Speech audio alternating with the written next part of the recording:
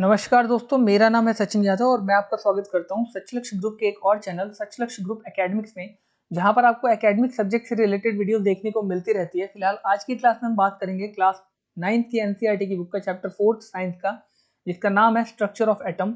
और chapter eight a glance देख लेते हैं, यानी एक नज़र में चैप्टर को जरा सा हम देख लेते हैं, इसकी समरी थोड़ी समझ लेते हैं, फिर हम डिटेल में बात करेंगे। तो सबसे पहले बोला एटम, जो कि आप जानते हैं जिसके 3 पार्टिकल्स होते हैं। न्यूट्रॉन, ठीक है, जिसकी डिस्कवरी चैडविक ने की थी। इलेक्ट्रॉन, जिसकी डिस्कवरी कैथोड रेज के थ्रू थॉमसन ने की थी। और प्रोटॉन, जिसकी डिस्कवरी गोल्डस्टीन ने की थी। ठीक है, और इसके बाद हम बात करते हैं एटॉमिक मॉडल की। 3 तरह के एटॉमिक मॉडल होते हैं हमारे पास, ठीक है। थॉमसन का एटॉमिक मॉडल, रदरफोर्ड का एटॉमिक मॉडल और बोर जिसने एटॉमिक मॉडल दिया था। डिस्ट्रीब्यूशन ऑफ इलेक्ट्रॉन को अगर हम बात करते हैं तो इलेक्ट्रॉन का जो डिस्ट्रीब्यूशन होता है वो 2n² फॉर्मूले के अकॉर्डिंग होता है, जो कि बोर ब्यूरी ने दिया था, इसलिए इसको बोर ब्यूरी का स्कीम बोलते हैं। ठीक है, वैलेंसी पढ़ेंगे सेल की या इलेक्ट्रॉन की वैलेंसी क्या होती है। एटॉमिक नंबर के बारे में डिस्कशन करेंगे और मास के बारे में डिस्कशन करेंगे एटम की। उससे पहले आपको बता देना चाहता हूँ कि एटॉमिक नंबर जो होता है वो नंबर ऑफ प्रोटॉन के ऊपर डिपेंड करता है, यानी किसी भी एटम में जितने नंबर ऑफ प्रोटॉन होंगे उतना ही उसका एटॉमिक नंबर होगा। और मास की अगर बात करें तो मास होता है number of proton plus number of neutron को ऐड करके, जितना नंबर ऑफ प्रोटॉन होंगे प्लस जितने नंबर ऑफ न्यूट्रॉन होंगे जोड़ देंगे दोनों को, तो हमारा मास बनता है किसी भी एटम का। अब अगर डिफरेंट एटॉमिक मास है और सेम एटॉमिक नंबर है, यानी सेम एटॉमिक नंबर है किसी एटम का और डिफरेंट एटॉमिक मास है, ठीक है, same atomic number and different atomic mass है किसी एटम का, तो वो आइसोटॉप्स कहलाते हैं आपस में। और अगर सेम मास नंबर है और डिफरेंट एटॉमिक नंबर है तो फिर वो आइसोबार्स कहलाते हैं। ठीक है, इसको भी डिटेल में पढ़ेंगे हम। ठीक है, इसके बाद थोड़ा सा कंटेंट पढ़ लेते हैं, क्या क्या हम स्टडी करने वाले हैं इसमें। सबसे पहला टॉपिक जो हम पढ़ेंगे वो पढ़ेंगे डिस्कवरी ऑफ इलेक्ट्रॉन, जो कि कैथोड रेज के द्वारा हुई थी। फिर डिस्कवरी ऑफ प्रोटॉन, जो कि एनोड रे या कैनल रे इसके थ्रू हुई थी। डिस्कवरी ऑफ न्यूट्रॉन पढ़ेंगे। एटॉमिक मॉडल्स पढ़ेंगे, थॉमसन का एटॉमिक मॉडल, रदरफोर्ड और बोर का। Distribution of electron in different cell, जिसको वैलेंसी बोलते हैं। ठीक है, वैलेंस सेल या वैलेंसी के बारे में पढ़ेंगे। ये जो डिस्ट्रीब्यूशन था इलेक्ट्रॉन का डिफरेंट सेल में, इसमें एक्चुअली हम ये पढ़ेंगे किस फॉर्मूले के तहत, जो 2n² ऊपर आपने देखा था, किस फॉर्मूले यानी उस फॉर्मूले के तहत हम किस तरीके से इलेक्ट्रॉन का बंटवारा करते हैं, वो हम पढ़ने वाले। ठीक है, वैलेंसी या वैलेंस सेल के बारे में पढ़ना शुरू करेंगे इस चैप्टर में। एटॉमिक नंबर और मास की बात करेंगे, आइसोटॉप और आइसोबार की फिर बात करेंगे, और देन आफ्टर फिर हम इस चैप्टर को फिनिश करेंगे। तो अब स्टार्ट कर लेते हैं, ठीक है, डिटेल में। सबसे पहले बोला जॉन डाल्टन, जिसको कंसीडर किया जाता है atom to be an individual particle. John Dalton जिन्होंने बताया था कि एटम जो है वो एक इंडिविजुअल पार्टिकल, यानी जिसको और अधिक तोड़ा नहीं जा सकता है। ठीक है, बट इसका जो कॉन्सेप्ट था, बट इस concept had to be discarded, इसके कॉन्सेप्ट को जो है वो एक तरीके से डिस्कार्ड कर दिया गया, खत्म कर दिया गया, उसकी आलोचना कर दी गई at the end of 19th century. 19वीं शताब्दी के अंत तक इसकी बात को गलत साबित कर दिया गया। व्हेन साइंटिस्ट थ्रू एक्सपेरिमेंट, जब साइंटिस्ट ने एक्सपेरिमेंट के थ्रू, ठीक है, एक्सपेरिमेंट के थ्रू उन्होंने वो एबल हुए इस बात को जानने में कि एटम जो है उसके अंदर सब एटॉमिक पार्टिकल, जिनको इलेक्ट्रॉन, प्रोटॉन और न्यूट्रॉन पार्टिकल्स कहते हैं, ठीक है, वो एग्जिस्ट करते हैं। ठीक है, वो भी होते हैं। ठीक है, तो इनको पार्टिकल्स को क्या कहते हैं, सब एटॉमिक पार्टिकल्स। तो अगर आपसे कोई पूछे कि सब एटॉमिक पार्टिकल्स क्या होते हैं, तो आप क्या नाम लोगे, इलेक्ट्रॉन, प्रोटॉन और न्यूट्रॉन को सब एटॉमिक पार्टिकल्स बोलते हैं।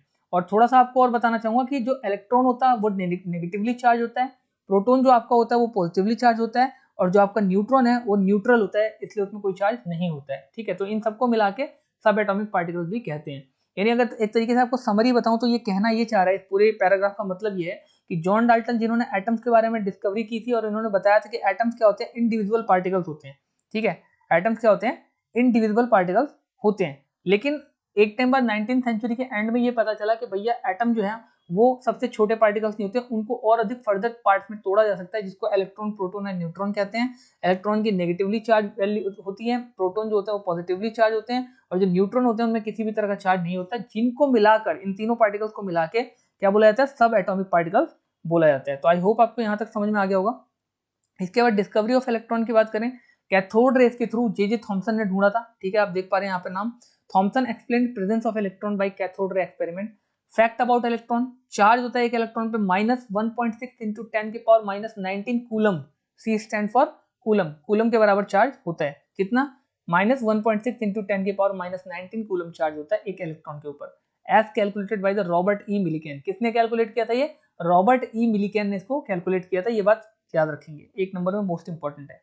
मास ऑफ इलेक्ट्रॉन की बात करें तो इलेक्ट्रॉन का जो मास होता है वो 9.1 इंटू 10⁻⁻31 किलोग्राम वजन होता है एक इलेक्ट्रॉन का। ठीक है, डिस्कवरी ऑफ प्रोटॉन की बात करें तो इसकी डिस्कवरी एनोड रेस के थ्रू हुई थी, जिनको कैनल रेस भी बोलते हैं, और ये ई गोल्डस्टीन ने की थी। ठीक है, ई गोल्डस्टीन जो कि फेमस थे, ठीक है, फॉर एनोड या कैनल रे के एक्सपेरिमेंट के लिए, जो कि एबल हुए थे डिटेक्ट करने में पॉजिटिवली चार्ज पार्टिकल्स, जिनको प्रोटॉन कहा जाता है एटम्स के अंदर, ठीक है, इन्होंने ही ढूंढा था। इसके बारे में भी फैक्ट पढ़ लेते हैं।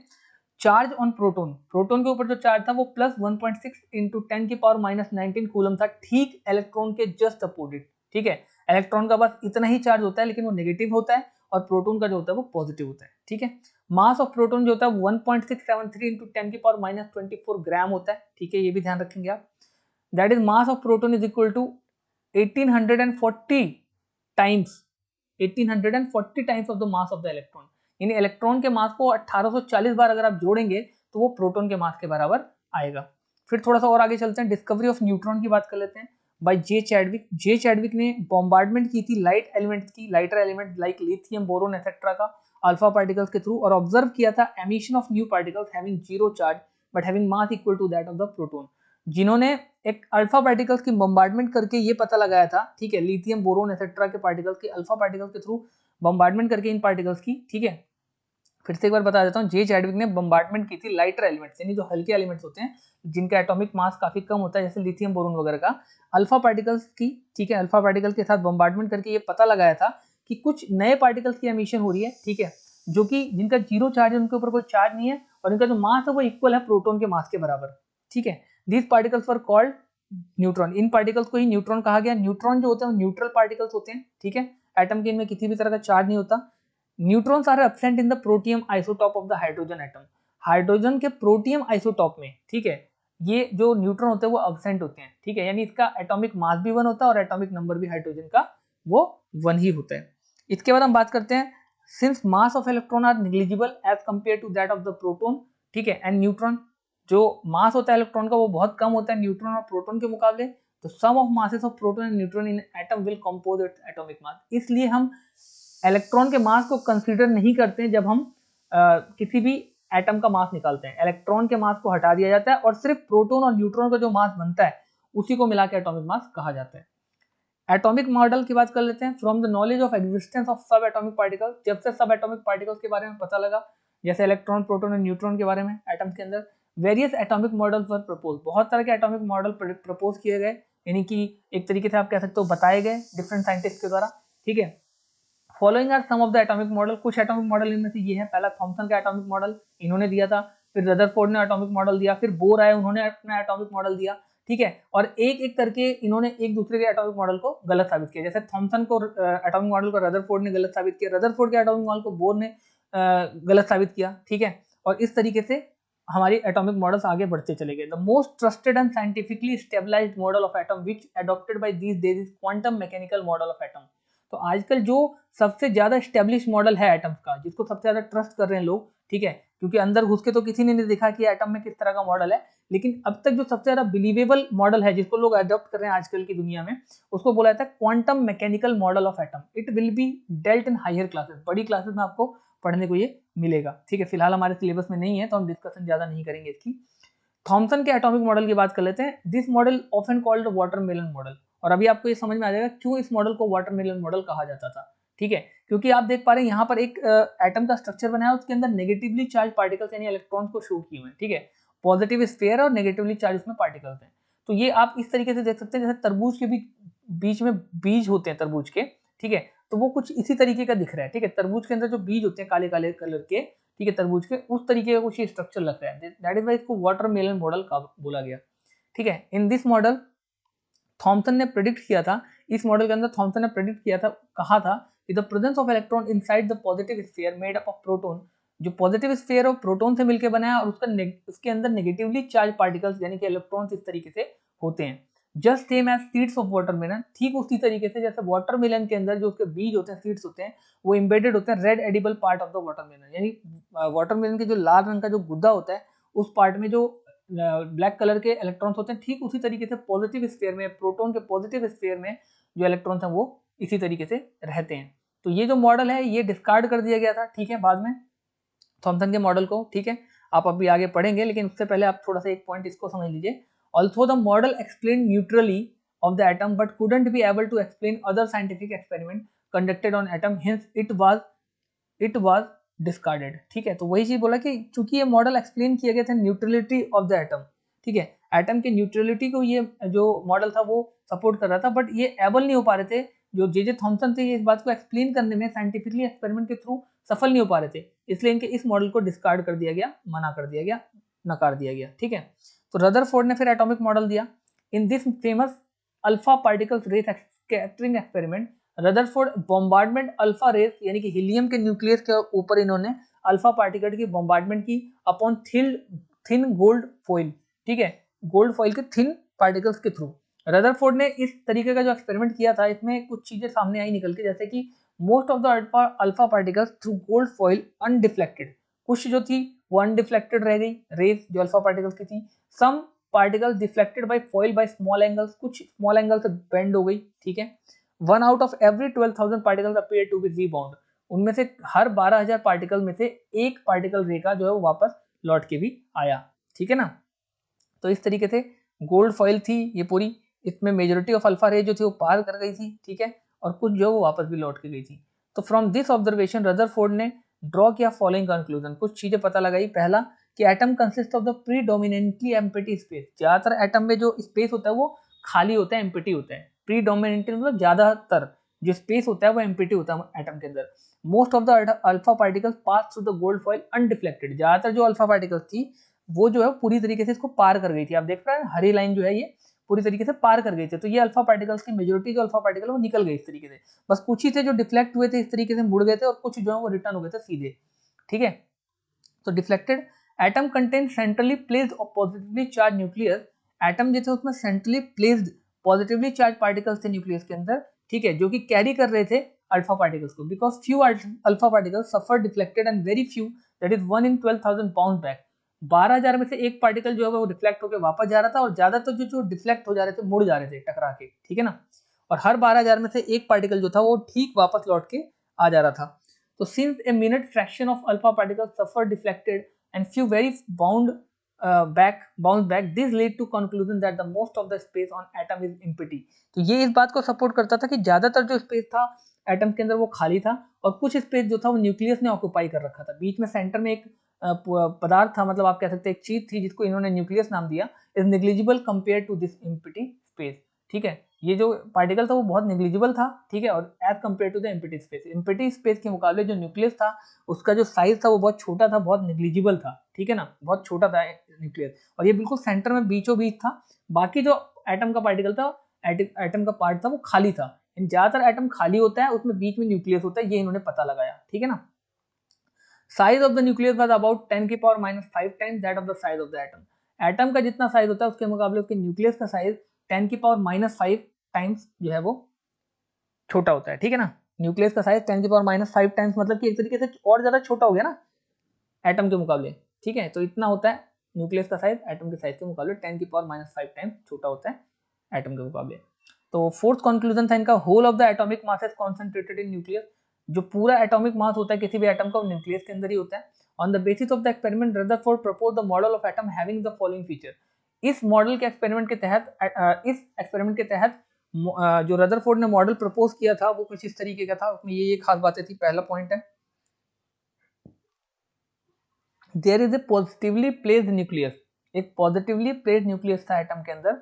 Nearly all the mass resides in the nucleus, ज्यादातर जो मास था वो न्यूक्लियस के अंदर ही था, जिसमें प्रोटॉन और न्यूट्रॉन थे। उस न्यूक्लियस के अंदर मिलके बनता था मास, इन दोनों से, प्रोटॉन और न्यूट्रॉन थे। इलेक्ट्रॉन जो थे वो रिवॉल्व यानी घूम रहे थे चारों तरफ न्यूक्लियस के एक वेल डिफाइंड ऑर्बिट में, जिसको हम सेल्स बोलते हैं। Size of nucleus is very small compare to the size of atom, atom के मुकाबले न्यूक्लियस का साइज काफी छोटा होता है। ठीक है, अब इसके ड्रॉबैक क्या थे, कमियां क्या थी, ध्यान दीजिएगा। इस तरह का मॉडल दिया था कि पॉजिटिवली चार्ज या न्यूक्लियस होता है और इलेक्ट्रॉन जो उसके चारों तरफ इस तरीके से घूम रहे होते हैं। ठीक है, तो अकॉर्डिंग टू द रदरफोर्ड, ठीक है, हम ड्रॉबैक पढ़ने वाले हैं, कमियां पढ़ने वाले हैं मॉडल की। ठीक है, रदरफोर्ड के मॉडल की कमियां पढ़ने वाली, जिसमें अनस्टेबिलिटी थी एटम की। इन्होंने जो मॉडल प्रेफर किया था या बताया था, समझाया था, उसके अकॉर्डिंग जो एटम था वो अनस्टेबल होना चाहिए, जबकि आपने देखा कि एटम स्टेबल भी होते हैं। ठीक है, तो अनस्टेबिलिटी हो जाती है एटम की इनके मॉडल के तहत, इसलिए इसको भी नकार दिया गया था आगे जाके। बट फिलहाल आप ये समझिए कि किस तरीके से गलतियां हुई थी। According to the Rutherford electron revolve round the nucleus. ठीक है, अकॉर्डिंग टू द रदरफोर्ड के अकॉर्डिंग जो इलेक्ट्रॉन्स हैं वो रिवॉल्व करते हैं, घूमते हैं चारों तरफ around the nucleus in a well defined orbit, एक वेल डिफाइंड ऑर्बिट में घूमते हैं इस तरीके से। But electron being charge particle, क्योंकि इलेक्ट्रॉन जो है वो चार्ज पार्टिकल्स हैं, तो ये लूज कर देंगे अपनी energy and finally will fall into the nucleus. तो ये अपने जो एनर्जी वो लूज कर देंगे और फाइनली ऐसे घूमते घूमते घूमते किसके अंदर, न्यूक्लियस के अंदर ऐसे गिर जाएंगे। ठीक है, this will make atom highly unstable, जो कि एटम को हाईली अनस्टेबल बनाता है। ठीक है, इनके मॉडल के अकॉर्डिंग अगर चलें तो एटम जो है वो हाईली अनस्टेबल होते हैं। But this was the major drawback of the Rutherford which were explained by the him. ठीक है, ये बहुत बड़ी कमी थी, ठीक है, रदरफोर्ड के द्वारा, जो कि नील बोर ने कहीं ना कहीं इन कमियों को ठीक किया था। ठीक है, थोड़ा सा और देख लेते हैं आगे।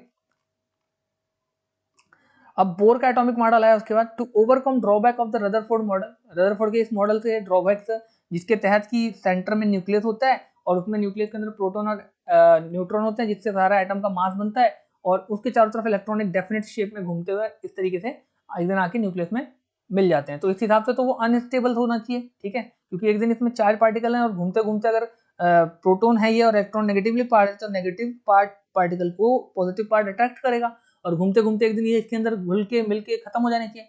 इस तरीके से तो हाईली अनस्टेबल बनेगा, है ना, यही तो था अनस्टेबिलिटी ऑफ एटम। तो हाईली अनस्टेबल होनी चाहिए इस तरीके से तो एटम, लेकिन एटम कहीं ना कहीं स्टेबल होते हैं, तो ये इस बात को नकारता है। तो दैट इज वाई इनकी जो इस थ्योरी को नकार दिया गया, डिस्कार्ड कर दिया गया। फिर हमारे बोर जी आए। ठीक है, उन्होंने बोर्स ने बोला एटॉमिक मॉडल दिया अपना, इन्होंने बोला to overcome drawback of the Rutherford model, Rutherford के इस मॉडल से बाहर आने के लिए, ठीक है, ड्रॉबैक से बाहर आने के लिए, कमियों को पूरी मतलब खत्म करने के लिए, to overcome drawback of the Rutherford model, Rutherford की इन कमियों से बाहर आने के लिए, इन मॉडल की कमियों को ठीक करने के लिए नील बोर ने 1912 में प्रपोज किया अपना modified model structure of atom का। ठीक है, ही मेड फॉलोइंग असम्पशंस, इन्होंने ये मान्यताएं बताई। बोला only certain special orbits known as discrete orbit of the electron are allowed inside the atom. उन्होंने बोला ठीक है, ऑर्बिट तो होती है लेकिन वो स्पाइरल शेप में ना होकर सर्कुलर होती है। ठीक है, और वो बराबर दूरी पे एक पैरेलल लाइन होती है। ठीक है, एक पैरेलल आप कह सकते हो सर्कमफेरेंस के फॉर्म में होती है। ठीक है, इनको ही अलाउ किया जा सकता है एटम के अंदर, यही केवल ऑर्बिट्स होती हैं। ठीक है, और नंबर ऑफ सेल्स फिक्स होती हैं, ऐसा नहीं कि बदलती रहती हैं। हर एक एटम का अपना नंबर ऑफ फिक्स सेल्स होती हैं, इलेक्ट्रॉन्स होते हैं। ठीक है ना, while revolving in the discrete orbit the electron do not radiate energy, जब वो इस सेल पे घूमते हैं तो वो हीट यानी कि एनर्जी जो है वो इलेक्ट्रॉन जो है वो छोड़ते नहीं है। ठीक है, यानी कि electron do not radiate energy, energy को प्रवाहित या छोड़ते नहीं है। एनर्जी इज एमिटेड और absorb by an atom only when an electron move from one orbit to another.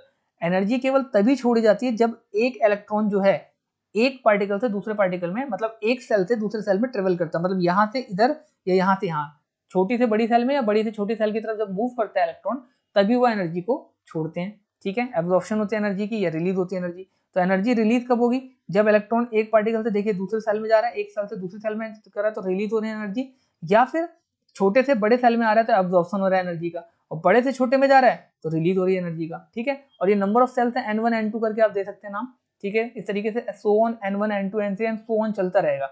तो पहली जो N1 वाली सेल होती है फर्स्ट सेल, उसको K सेल के नाम से जाना जाता है, N2 वाली सेल जिसको L सेल के नाम से जाना जाता है, और N3 वाली सेल जिसको M सेल के, तो K L M N इस तरीके से चलती रहेंगी सेल्स भी। ठीक है ना, तो एनर्जी लेवल एटम में बोर के मॉडल के अकॉर्डिंग इस तरीके से मेंटेन होती थी, जो कि इसको स्टेबल बनाता है। ठीक है ना, तो एटॉमिक नंबर की अब बात कर लेते हैं। The total number of proton lying in the nucleus of any atom is called atomic number. तो एटॉमिक नंबर क्या होता है, जितने भी प्रोटॉन किसी एटम के अंदर वो डिफाइन करते हैं कि इसका एटॉमिक नंबर क्या होगा। जितने प्रोटॉन होंगे, number of proton is equal to number of atomic number. ठीक है, किसी भी एटम का जो एटॉमिक नंबर होता है वो उसके प्रोटॉन के ऊपर डिपेंड करता है, जितने नंबर ऑफ प्रोटॉन होंगे उतने उसका एटॉमिक नंबर होगा। तो N atomic number is the identity of an atom. ठीक है, changing atomic number means changing the atom. जो एक एटॉमिक नंबर होता है वो किसी भी एटम की आइडेंटिटी होती है, पहचान होती है, एक तरीके से आप कह सकते हो उसका रोल नंबर होता है। अगर आप एटॉमिक नंबर को बदल देते हो, एक तरीके से आप समझ लो उस इंसान को यानी उस एटम को बदल रहे हो। जैसे आपका आधार कार्ड हो गया, अगर आधार कार्ड को मैं चेंज कर दूं मतलब आपकी आइडेंटिटी पूरी बदल गई, आप इंसान ही बदल गए, क्योंकि एक आदमी का एक ही आधार कार्ड होता है। तो अगर आप उसको चेंज कर देते हो आधार कार्ड को, इट मींस आपने किसी और के आधार कार्ड को लिया, तो इसका मतलब कि आप वो हो ही नहीं जो आप दिख रहे हो, आप कोई और ही हो। तो an electron number, an atomic number is the identity of an atom, changing the atomic number means changing the atom। तो इलेक्ट्रॉनिक एटॉमिक नंबर जो होता है आइडेंटिटी है, पहचान है एटम की। अगर आप एटॉमिक नंबर को चेंज कर रहे हो इसका मतलब कि आप एटम को ही चेंज कर रहे हो। एटॉमिक नंबर को डिनोट किया जाता है जेड से। ठीक है, तो इस तरीके से आप दिखा सकते हो Z is equal to NP। ठीक है, नंबर ऑफ प्रोटॉन कितने हैं इसमें, Z is equal to equal होता है NP, मतलब नंबर ऑफ प्रोटॉन के बराबर होता है atomic number. For a neutral atom no number of proton and electrons are equal. तो एक न्यूट्रल एटम का मतलब ये होता है कि उसमें नंबर ऑफ प्रोटॉन जितने होंगे पॉजिटिव चार्ज पार्टिकल, उतने ही नंबर ऑफ इलेक्ट्रॉन्स यानी कि नेगेटिवली चार्ज पार्टिकल्स भी होंगे। ये दोनों इक्वल होंगे तभी जाके एटम जो है वो न्यूट्रल होगा या स्टेबल होगा। अब मास की बात कर लेते हैं। It is the sum of total number of proton and number of neutron. It is the sum of total number of proton and number of neutrons lying in the nucleus of an atom. तो ये मास जो बनता है वो आपको मैंने starting में chapter के बताया था कि number of proton plus number of neutron को मिला के बनाया जाता है, क्योंकि इलेक्ट्रॉन का जो मास होता है वो काफी कम होता है। तो एटम के मास को कैलकुलेट करते वक्त इलेक्ट्रॉन के मास को रिमूव कर दिया जाता है, हटा दिया जाता है। ये आपको ऊपर मैंने पढ़ाया था। तो number of proton plus number of neutron मिला के नंबर ऑफ प्रोटॉन Np और नंबर ऑफ न्यूट्रॉन यानी Nn मिलके बनता है आपका एटॉमिक मास, और इसको डिनोट किया जाता है by the symbol capital A। ठीक है ना। रिप्रेजेंटेशन ऑफ एटम, एटम के रिप्रेजेंटेशन जैसे एलिमेंट E यहाँ दिखाएंगे, A यानी एटॉमिक मास ऊपर दिखाएंगे और Z यानी एटॉमिक नंबर आप नीचे दिखाएंगे। फॉर एग्जांपल अगर हम एल्यूमिनियम की बात करें तो एल्यूमिनियम का एटॉमिक नंबर 13 होता है और एटॉमिक मास 26 होता है। तो एटॉमिक मास को ऊपर दिखाएंगे और एटॉमिक नंबर को जो है वो नीचे आप 13 के रूप में दिखा रहे हैं। ठीक है ना। और ये इसके कुछ आप कह सकते हो कि जैसे Z यानी कि एटॉमिक नंबर जो बन रहा है एल्यूमिनियम का वो 13 है, वो कैसे बनता है, नंबर ऑफ प्रोटॉन, ठीक है, इससे बनता है। और अगर एटॉमिक मास की बात करें तो एटॉमिक नंबर, ठीक है, नंबर ऑफ प्रोटॉन यानी 13 प्लस नंबर ऑफ न्यूट्रॉन यानी 13, दोनों ही इसमें 13 होते हैं एल्यूमिनियम में। नंबर ऑफ प्रोटॉन और नंबर ऑफ न्यूट्रॉन 13 होते हैं, इसलिए इसका एटॉमिक मास 26 बना। तो ये कुछ न्यूमेरिकल्स हैं, इसको आई होप आप वीडियो को पॉज करके खुद सॉल्व करने की कोशिश कीजिएगा, बाकी एक्सप्लेन भी किया हुआ है। ठीक है, चलते थोड़ा और आगे। Distribution of electron in various sales, different cells में इलेक्ट्रॉन का डिस्ट्रीब्यूशन किस तरीके होता है वो देख लेते हैं। ठीक है, तो the distribution of electron in various shells is done in according to the Bohr Bury scheme. Bohr Bury scheme बोला जाता है, इसके तहत हम इलेक्ट्रॉन का डिस्ट्रीब्यूशन करते हैं अलग अलग सेल्स में। ठीक है, एटम के कैसे करते हैं देखिए। This scheme can be summarised as follow. पहली बात तो जो इलेक्ट्रॉन फील किए जाएंगे एटम के अंदर वो इस 2n स्क्वायर रूल के तहत किए जाएंगे, where n is the number of shells. जितने नंबर ऑफ सेल्स होंगे उसको n से डिनोट किया जाएगा और n के 2n स्क्वायर फॉर्मूले के तहत किया जाएगा। And the 2n square represent the total number of electrons that can be accommodated in the particular shell. जितने सेल में जितने इलेक्ट्रॉन्स एक सेल में डाले जा सकते हैं उसको n से हम रिप्रेजेंट कर रहे हैं। ठीक है, तो फॉर एग्जांपल अगर हम बात करते हैं number of shell first shell की, तो n is equal to 1, first shell को शो कर रहा है n इज इक्वल टू 1, और इसको हम k सेल से शो करते हैं। n2 यानी कि सेकंड सेल को हम l से, थर्ड सेल को m से, फोर्थ सेल को n से रिप्रेजेंट करते हैं। अब अगर 2n स्क्वायर का फॉर्मूले की बात करें, ठीक है, तो ये फॉर्मूला स्टेट करता है कि n की वैल्यू यहाँ 1 रखेंगे तो 1 का स्क्वायर हो जाएगा 1, और 1 इंटू 2 यानी कि 2 electron, 2 to the 4 to the 8 electron second shell में, थर्ड सेल में 18 इलेक्ट्रॉन होने चाहिए और फोर्थ सेल में 32 इलेक्ट्रॉन होने चाहिए। ये मैक्सिमम नंबर ऑफ इलेक्ट्रॉन्स हैं that can be filled in a particular shell, जो किसी सेल में फिल किए जा सकते हैं। पहले सेल में 2, दूसरे में 8, तीसरे में 18 और चौथे में 32 इलेक्ट्रॉन फिल किए जा सकते हैं। और एक रूल और है इसमें, आगे जाके आपको पढ़ने को मिलेगा कि जब तक पिछली सेल पूरी फिल ना हो जाए आप अगली सेल में इलेक्ट्रॉन को नहीं रख सकते हैं। ठीक है, फॉर एग्जांपल मैं आपकी बात कर लेता हूँ। ठीक है, कार्बन की बात कर लीजिए। कार्बन में एटॉमिक नंबर होता है 6। ठीक है, तो एटॉमिक नंबर 6 होता है, तो इस सेल में 2 आएंगे पहले वाले में, और जो बाकी बचे हुए 4 हैं, ठीक है, 6 होता है ना एटॉमिक नंबर के अकॉर्डिंग इस सेल इसमें डलते हैं। तो अगर यहाँ पर 2 इलेक्ट्रॉन आ गए और यहाँ पे देखिए एटॉमिक नंबर क्या होता है, नंबर ऑफ प्रोटॉन के बराबर होता है, और जितने प्रोटॉन होंगे उतने आपको पता है इलेक्ट्रॉन होंगे। तो एक तरीके से मैं कह सकता हूँ कि अगर नंबर ऑफ प्रोटॉन कार्बन में 6 है तो इलेक्ट्रॉन भी 6 होंगे। तो 6 होंगे तो उसकी वैलेंसी कुछ इस तरीके से बनेगी कि 2 आप पहले वाले सेल में रखेंगे और बाकी के जो बचे हुए 4 हैं वो आप अगले वाले सेल में डालेंगे। तो इस तरीके से टोटल नंबर ऑफ इलेक्ट्रॉन जो है वो 6 बन जाएंगे। आई होप आपको यहाँ तक समझ में आ गया होगा। इसके बाद बोल रहा है the outermost shell can't hold more than 8 electron. जो सबसे बाहरी सेल है वो 8 इलेक्ट्रॉन से ज्यादा नहीं रख सकती है। आप देख पा रहे होंगे यहाँ पर लिखा हुआ है not more than 8 electron, while second last cell can't have more than 18 electrons even though they may have capacity to hold more electron। जब उनके पास ज्यादा इलेक्ट्रॉन रखने की क्षमता, ये लाइन बहुत इंपॉर्टेंट है, बच्चे बड़े कंफ्यूज होते हैं। फिर वो पूछते हैं जैसे सर अब आप मानिए कि यहाँ पर तीसरे सेल में बोला गया है कि 8 इलेक्ट्रॉन आप 18 इलेक्ट्रॉन रख सकते हैं तीसरी सेल में, फर्स्ट में 2, दूसरे में 8, तीसरे में 18 और चौथे में 32। तो कई बच्चे ये क्वेश्चन पुट करते हैं मेरे से कि सर ये बताइए कि फिर जब तीसरे में 18 रख सकते हैं तो यहाँ पर हमने 8 पे क्यों खत्म कर दिया। तो वो इस लाइन को आप पहले अच्छे से पढ़िए। बोला the outermost shell can't hold, जो सबसे बाहरी सेल होती है वो 8 से ज्यादा इलेक्ट्रॉन नहीं रख सकती, और जो सेकंड लास्ट सेल है वो can't have more than 18 electron. Second last shell 18 से ज्यादा इलेक्ट्रॉन नहीं रख सकती है। Even through they may have capacity to hold more electron. यहाँ तक कि अगर उनके पास पावर है होल्ड करने की इससे ज्यादा इलेक्ट्रॉन तो भी वो इस रूल को ब्रेक नहीं कर सकते कि लास्ट सेल में 8 और सेकंड लास्ट सेल में 18 से ऊपर नहीं रख सकते। तो अब क्वेश्चन ये पुट होता है कि फिर यहाँ पर सेकंड लास्ट सेल जो है वो तो ये वाली बन रही है ना, ये वाली बन रही है क्योंकि लास्ट सेल ये है, तो इसमें 8 मैक्सिमम रख सकते हैं। बोला ना लास्ट सेल में कांट मोर देन 8, तो यहाँ 8 से ज्यादा नहीं, और सेकंड लास्ट सेल में 18 से ज्यादा नहीं हो सकती। ठीक है, तो फिर यहाँ पर किस हिसाब से भाई 8 और 2 रखा गया, तो वो इस हिसाब से रखा गया। आप पहले समझिए कि ये जो सेल है, ये आपको पता है ये इलेक्ट्रॉन ये दे देगा किसी को, ठीक है, 2 इलेक्ट्रॉन ये किसी को दे देगा, गिव कर देगा, तो उसके बाद लास्ट सेल तो यही बनेगी ना, तो इसलिए यहाँ पे 8 इलेक्ट्रॉन रखे गए हैं। ठीक है ना, इसलिए यहाँ पे 8 इलेक्ट्रॉन रखे गए हैं। अरे बात समझ, तो लास्ट सेल फिर ये बनेगा, लास्ट सेल ये बनेगी, तो यहाँ पर लास्ट सेल में 8 इलेक्ट्रॉन होने चाहिए, तो इसलिए यहाँ पर 8 है। क्योंकि ये जो लास्ट सेल जिसमें अगर बैलेंस नहीं है एटम आपका, तो ये या तो इलेक्ट्रॉन लेता है या तो देता है, तो इस केस में ये देगा, क्योंकि 4 से कम है तो ये देगा, 4 से ज्यादा होता तो फिर ये लेता। ठीक है ना, और इतना आप ध्यान रखेंगे। और मेटल्स आपके पता होना चाहिए आपको कि मेटल्स हमेशा इलेक्ट्रॉन लूज करते हैं, देते हैं, और जो नॉन मेटल्स तो हमेशा इलेक्ट्रॉन गेन करते हैं, लेते हैं, तो ये देगा। ठीक है, हरी बात समझ में, देगा इसलिए ये मेटल है। ठीक है, क्योंकि 4 से कम है तो देगा, तो ये मेटल है, इतना भी आपको पता लग जाना चाहिए। ठीक है ना, तो अब कैल्शियम की यहाँ बात करें, 2 8 10 is wrong through although M shell cannot attain up to 18 electron. ठीक है, बोल रहा है रॉन्ग अल्थो, क्यों, क्योंकि M shell can't contain up to 18 electron, 18 से ज्यादा ये होल्ड नहीं कर सकता, तो इसलिए यहाँ पर 8 ही रखेंगे। ठीक है, बैलेंस करने के लिए इसको, क्योंकि 2 करके तो ये 10 हो जाता। ठीक है, तो इम्बैलेंस हो जाता, इसलिए इसमें 8 भरेंगे। अब बोल रहा है the outermost shell can't hold more than 2 electron and the penultimate, ठीक है, penultimate shell can't hold more than 8 electron unless the preceding inner shell उसका नाम रखा है सेल का, is filled completely obeying 2n square rule. तो इस हिसाब से आपको मैंने सारी चीजें बता दी कि आउटर मोस्ट सेल जो है वो लूज कर देगा, इसलिए आउटर मोस्ट रह नहीं जाएगा, तो रह ये जाएगा, तो इसलिए लास्ट सेल जो 8 से ज्यादा नहीं रख सकता। ठीक है ना, तो ये सब चीज़ आप पढ़ लेंगे। इसी तरीके से कुछ औरों के भी एग्जांपल देंगे, वीडियो को पॉज करके नोट डाउन कर लीजिएगा। और अब चलते हैं थोड़ा और आगे valence shell and valency electron के ऊपर। ठीक है, तो from Bohr Bury sequence we know that the maximum number of electron which can be accommodated in outer shell is 8। Bohr Bury scheme के तहत हमको पता चल गया कि जो सबसे बाहरी सेल होती है वो 8 इलेक्ट्रॉन से ज्यादा नहीं रख सकती अपने अंदर। Every element has an urge to have 8 electron in the outermost shell. हर एलिमेंट ये चाहता है कि उसके आउटर मोस्ट सेल में 8 इलेक्ट्रॉन हो ताकि वो स्टेबल हो जाए। इन अचीविंग 8 इलेक्ट्रॉन, 8 इलेक्ट्रॉन पाने के तहत, ठीक है, 8 इलेक्ट्रॉन बैलेंस करने के लिए अपने को 8 इलेक्ट्रॉन लेने के तहत, पाने के चाहत में एक एटम जो है वो आइदर गेन करता है इलेक्ट्रॉन को या फिर लूज करता है। तो 8 इलेक्ट्रॉन पाने की चाहत में या तो वो लूज कर देता है इलेक्ट्रॉन को अपने एक्स्ट्रा, या फिर गेन कर लेता है जिसको चाहिए होते हैं 8 बनाने के लिए।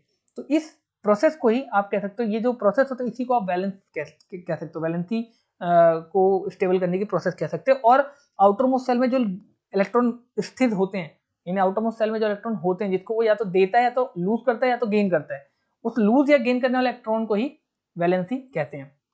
The number of electron lost और gained by an element is achieving 8 electron in outermost shell will be called its valence. ठीक है, वैलेंसी।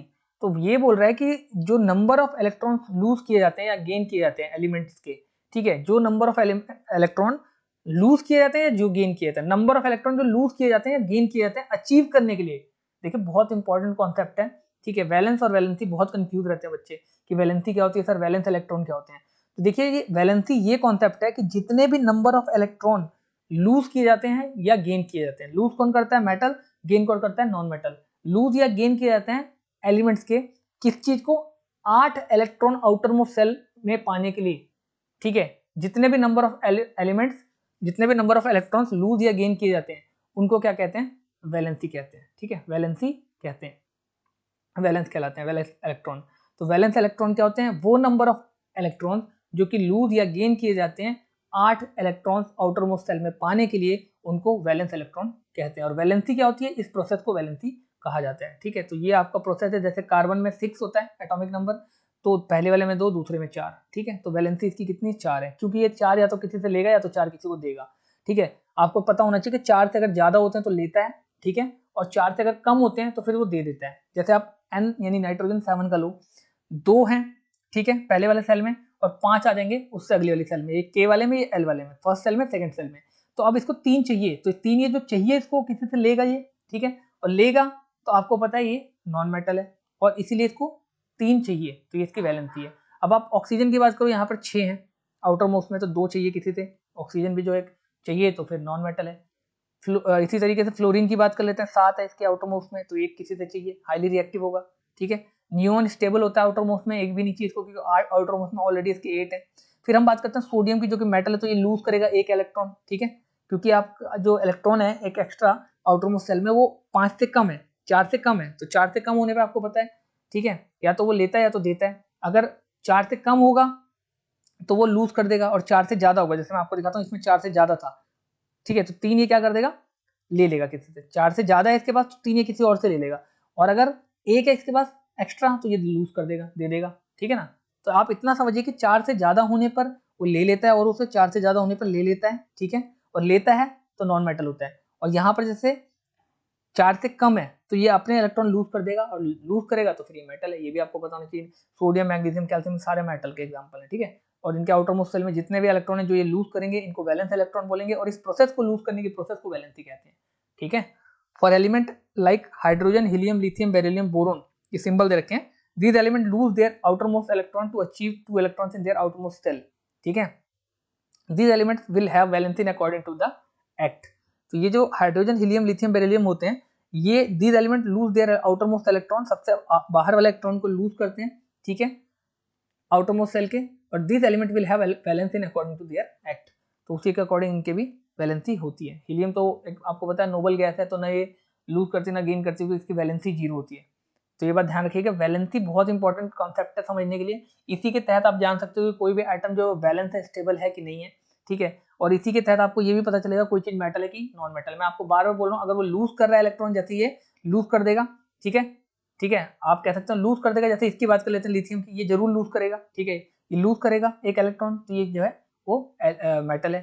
और अगर कोई गेन कर रहा है तो वो नॉन मेटल है, जैसे हाइड्रोजन किसी एक से लेके एक, और वो अपने आप को बैलेंस कर लेगा 2 आउटर मोस्ट में रख के, है ना। तो इतना आप ध्यान रखेंगे। और आउटर में आपको पता होना चाहिए, अगर एक ही सेल है, पहला सेल है, तो उसमें 2 होना चाहिए, दूसरे वाले में 8 होता है। ये हमने ऊपर पढ़ा था जब एन स्क्वायर का फॉर्मूला पढ़ रहे थे, 2n स्क्वायर का फॉर्मूला हम जब पढ़ रहे थे, आपको दिखाता हूँ थोड़ा।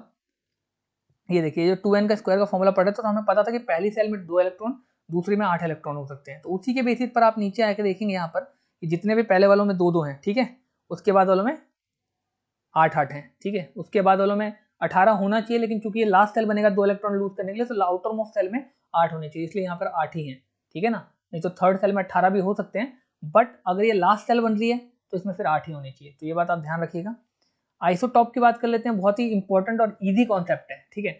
Isotopes are the atoms of the same element, same element के एटम्स होते हैं ये, having same atomic number. Atomic number को आप रोल नंबर मान लीजिए, और एटॉमिक मास को आप वजन मान लीजिए। तो having same atomic number and different mass number, तो आप ऐसे समझिए किसी स्टूडेंट का रोल नंबर जो है वो सेम हो जाए दो स्टूडेंट का, लेकिन मास अलग अलग हो सकता है, ठीक है। Same atomic number and different mass number. आप एटॉमिक नंबर को ऐसे समझ लो कि दोनों के फादर सेम हो सकते हैं, लेकिन दोनों का वजन तो अलग अलग होगा ना। तो isotopes are the atom of the same element, same element के एटम जिनके एटॉमिक नंबर तो सेम है, लेकिन मास जो है, वजन जो है वो डिफरेंट होते हैं। जैसे क्लोरीन का एग्जांपल ले लो, 2 आइसोटॉप है क्लोरीन के, जिनका मास 35 और 37 है। तो आप इसको ऐसे लिखेंगे, 17 जो उनका एटॉमिक नंबर है वो तो नीचे आएगा, और मास 35 और 37 अलग अलग आएगा। यूजेस ऑफ आइसोटॉप, आइसोटॉप के यूज क्या है। यूरेनियम आइसोटॉप जो होता है वो यूज होता है फ्यूल में, न्यूक्लियर रिएक्टर के, ठीक है। Isotope of cobalt is useful in treatment of cancer, cancer के ट्रीटमेंट में आइसोटॉप यूज होता है कोबाल्ट का। Isotope of iodine is used in the treatment of goitre, घेंगा रोग जिसको बोलते हैं, उसके इलाज में आइसोटॉप यूज होता है आयोडीन का, तो ये बहुत इंपॉर्टेंट है, ठीक है। आइसोबार की बात कर लेते हैं। अब आइसोबार ठीक आइसोटॉप का अपोजिट होता है। आइसोटॉप में आपने पढ़ा था सेम एटॉमिक नंबर होगा, यानी रोल नंबर सेम होगा, और मास अलग होगा, यानी वजन अलग होगा। लेकिन यहाँ पर मास सेम होगा और एटॉमिक नंबर यानी रोल नंबर अलग अलग होगा, ठीक है।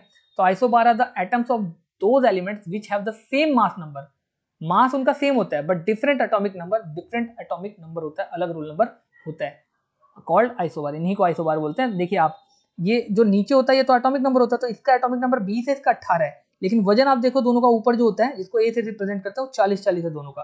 तो ये कैल्शियम है, ये आर्गन है। तो एटॉमिक नंबर बदलने का मतलब कि एटम ही बदल गया, इसलिए कैल्शियम है और ये आर्गन है। तो एटॉमिक नंबर बदलते ही आपका एलिमेंट भी बदल जाएगा, तो ये कैल्शियम है, ये आर्गन है। तो मास तो सेम है, लेकिन एटॉमिक नंबर अलग अलग है, have same mass number and different atomic number. तो इसी तरीके से सोडियम और मैग्नीशियम का भी देखिए एटॉमिक नंबर अलग अलग है, मास सेम है, तो ये आइसोबार्स कहलाएंगे। और अनदर एग्जांपल्स, ये कुछ अलग एग्जांपल हैं। तो आई होप कि आपको चैप्टर यहाँ पर बहुत अच्छी तरीके से समझ में आएगा। कोई डाउट हो तो कमेंट सेक्शन में बताएं, और अगर वीडियो पसंद आई तो लाइक किए बिना मत जाइएगा। चैनल पर फर्स्ट हैं, पहली बार आए हैं, तो चैनल को सब्सक्राइब किए बिना मत जाइएगा, और दोस्तों के साथ भी शेयर कर दीजिएगा, ताकि उनको भी ऐसे इंपॉर्टेंट वीडियो देखने को मिलते रहे। मिलते हैं नेक्स्ट वीडियो में, till then take care, have a good day, bye.